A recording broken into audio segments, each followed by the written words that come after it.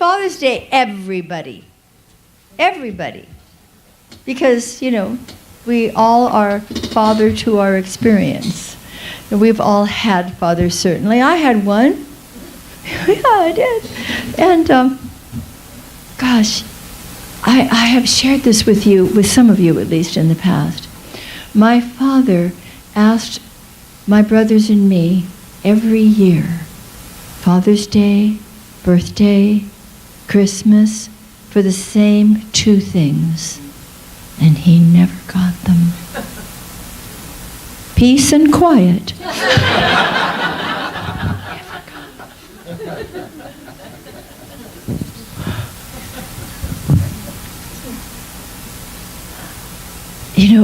Jesus was so connected with his source, felt the oneness that we all strive to feel with the beloved presence of God within us, that he called that presence Abba.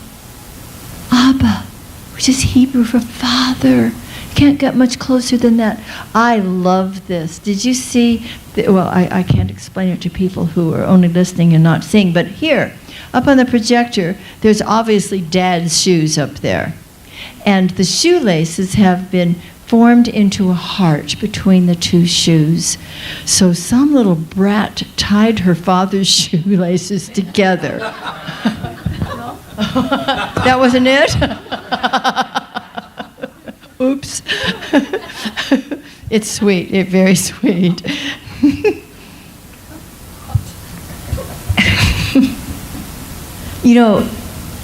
When Jesus said, "Thy will be done," he knew that the will of God was only for life abundant and more life and more love and more joy and more creative expression. And some of us have somehow missed that whole idea, because that we often hear even insurance companies talk about that was an act of God, or something happened that's really terrible in the world, must have been the will of God. The will of God is only for life and for more life. And Ernest Holmes put it this way. He said, anything that will enable us to express greater life, greater happiness, greater power, so long as it does not harm anyone, must be the will of God for us. When we're listening deeply within our divine nature to know what is the right thing to do, let me go to my source and find how am I to move in this new experience, because this whole month has been about spiritual wisdom and how to follow it, and we have been learning and remembering that we go within to the source, to the Abba, to that place within us, that conscious realization that we know what to do, just as the birds know how to fly out of the nest when the time comes. We know, but only when we will listen. And when we do, we understand that everything we're guided to do is only for our greater good, is only for the greater good of others in our world. So the will of God is not about war. It's not about health problems. It is not about losses and failures and injuries. It is always toward that which expresses life and happiness. Does that make sense to us? Do we finally get that the will of God is for us to live a wonderful life? Now, we may have been told other things growing up in different areas, but they never were true. And anything that never was true, never was true. And we're in the process of uncovering and discovering, recovering, if you will, from within our own divine memory, which is never at a loss at all, that we truly have been created out of the one loving, wise, and wonderful presence of God, and that we are here to live our lives fully and completely. Does that mean that nothing ever happens that's challenging to us? Nah. Have you noticed that things come up in our lives? They come up in our families, they come up in our workplaces, they come up in our neighborhoods. I'm sorry to say, they keep coming up in the world. But we must not allow ourselves to get caught down into those negative circumstances and into the fearful places, we must remember to come back to our source. Come to that holy place within and remember that none of that we see or that we experience has been divinely designed for any of us. I'm going to do something funny, as if I never did. I'm going to read to you what somebody wrote from the pen of the minister this week. Wonder who that would have been.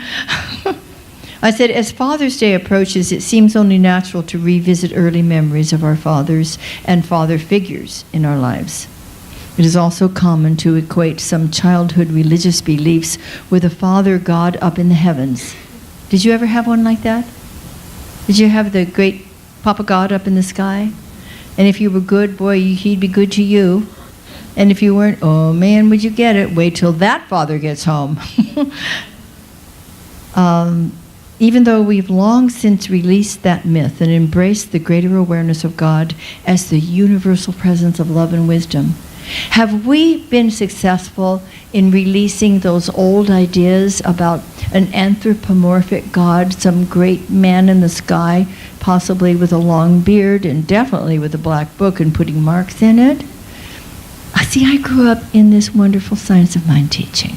And I'm very grateful that I did. I'm very grateful that I knew from the beginning, and starting even earlier than that when I was quite little, in the Unity Church.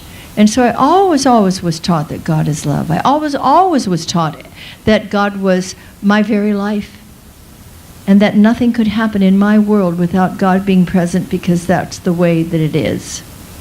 So I didn't have a lot to unlearn. Well, I had a little to unlearn, because I do remember that sometimes there would be after-school Bible studies in a friend's house. You come to the little blue-haired lady, and she'd teach you all about the Bible. What I loved about that was that there was a felt board, and they showed you all the Bible stories. That was cool. You know, Noah and the whale and all that. It was really cool. I liked that part, but I didn't like the part about you go to hell if you don't do this right. So I got a little taste of it, okay? and that's a good thing, because I understand that well-meaning people over our lives have from time to time given us the wrong impression about what life is, about what fathers are, about what parents are, about what adult figures of wisdom can be for us. And you don't have to be a father to be that guiding light, that wonderful influence, but we can't be that, men, women, or children, if we don't first go to the source and quietly ask and listen for the voice and follow that wisdom step by step. Yesterday, a few of us went out to the Tyler Arboretum, and Bill was our Tracker Bill. And we loved following, even when he'd go down a different path than we thought we were going to go, because we knew he would show us the way. We have trust in our Tracker Bill. And the reason we do is that Tracker Bill has great trust within himself about the Abba within that shows the way. And we're all discovering that. There isn't anyone who came into this world without that divine wisdom within us. All of us have access to it. Now, sometimes we just put our fingers in our ears and we go, la, la, la, la, la, I don't want to listen to that. I'm going to do it what I think is my way. And that's why, as Sarah included in her prayer treatment this morning, more of thee, less of me. It's the ego self. And here in this teaching, we do not suggest that you kill the ego.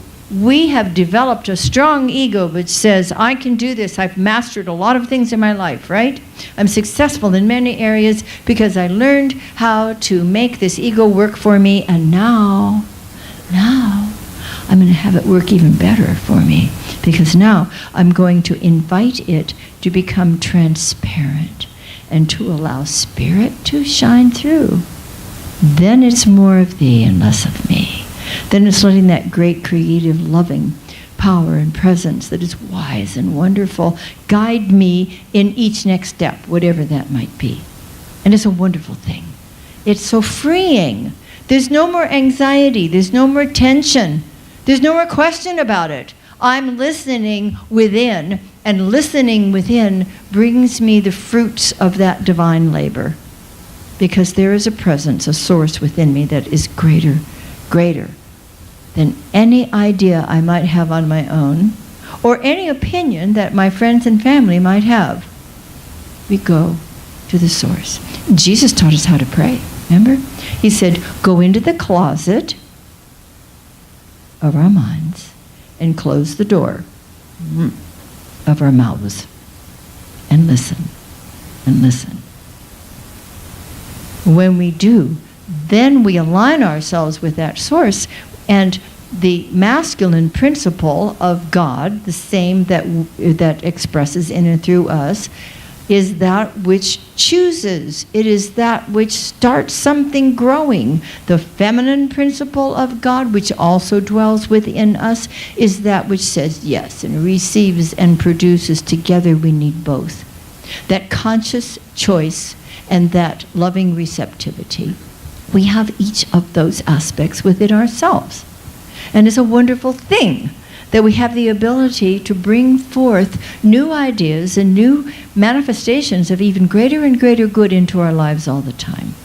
The unimpeachable wholeness of the universe is easily accessible to us when we go into the closet and close the door and listen, and then allow that beautiful presence of wholeness to manifest through us. We understand that the one life divine in each of us is so beautiful and so present that we are individualized manifestations of that one life. And we might not have been taught that growing up. I may have told you about the sweet woman in our congregation in Redondo Beach when I was a child. That was in California. It's on the other side of the country. I used to be there, not anymore.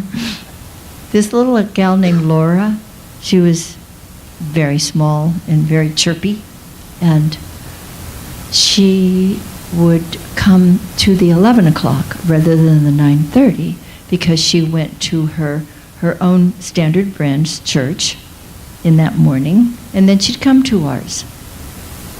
And Laura explained to our beloved Dr. Barnum, Earl Barnum, Barney, she said, I really like coming here, but I'm a lifelong Episcopalian, and so I will never join. He said, that's fine, Laura, you come and enjoy, we're happy. You know, God's in every church and every synagogue and every mosque and outside too. So she was comfortable with that till one day she came in and said, I'm joining this church. He said, Barney said, Laura, how can that be? And I understand and have always supported that you're a lifelong Episcopalian. And she said, keep in mind, by the way, that not all Episcopalian priests would have said this. But her particular one, she said, he often says to us, you're worms of the dust. But today, he said, you are miserable worms of the dust. I'm out of there. Did anybody grow up believing that you were less than, of clay and clod? And did you? You did? Okay, all right. You know better now, right? Yay! Whew. I'm so glad they show up because they finally get it. He's known this for a long time, haven't you? Because even when we may have been told something that was never so, something in us knew better. And I've had people tell me they used to argue with the nuns and they'd get in trouble. And yay for you. Yay. God is in every religion, but what people have done with those religions is not always such a great thing. But at the heart, we're all one. At the heart of every faith tradition, we have the golden rule. It runs through every faith tradition. There's something holy within each one. That's the place we want to go. That's where we find that we can experience our multiplicity, our diversity of thought, belief, and practice, knowing that we're all one underneath, and that we're all in the process of desiring to bring more life and more love into this world. And so, as we understand that our source is reliable, our source adores and cherishes all of its beloved creation, our source is available. As we begin to realize that we know we're co-creators with this source, that we are here to make a difference in the world, and that when we truly realize we are all father to our experience, by going to source, by choosing that which is for our highest good and the highest good of everyone else in our world, we are using the same creative intelligence that the universal presence uses, bringing cosmos, bringing universes, bringing worlds and all creativity into being, all creation into being.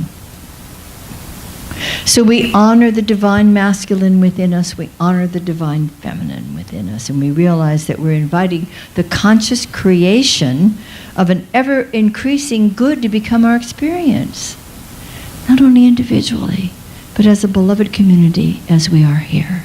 Supporting each other when we're having challenges we move through, when somebody jumps off the planet and we weren't expecting that to happen, and we hold each other and send notes and cry and remember that life is eternal and that nothing ever really dies, that it simply changes form, and we're there loving each other through it. When somebody gets a new job or they get married or something wonderful happens like that, engaged or whatever, we celebrate it with each other. And when we do that, there's something that just emanates from the very heart of such a beloved community as this. And it makes a difference in our own individual lives then. And it makes a difference in our neighborhoods, our families, our workplaces, our communities, eventually the world itself.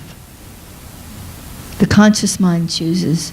We all utilize the same conscious mind that God uses. We simply use it on this human scale.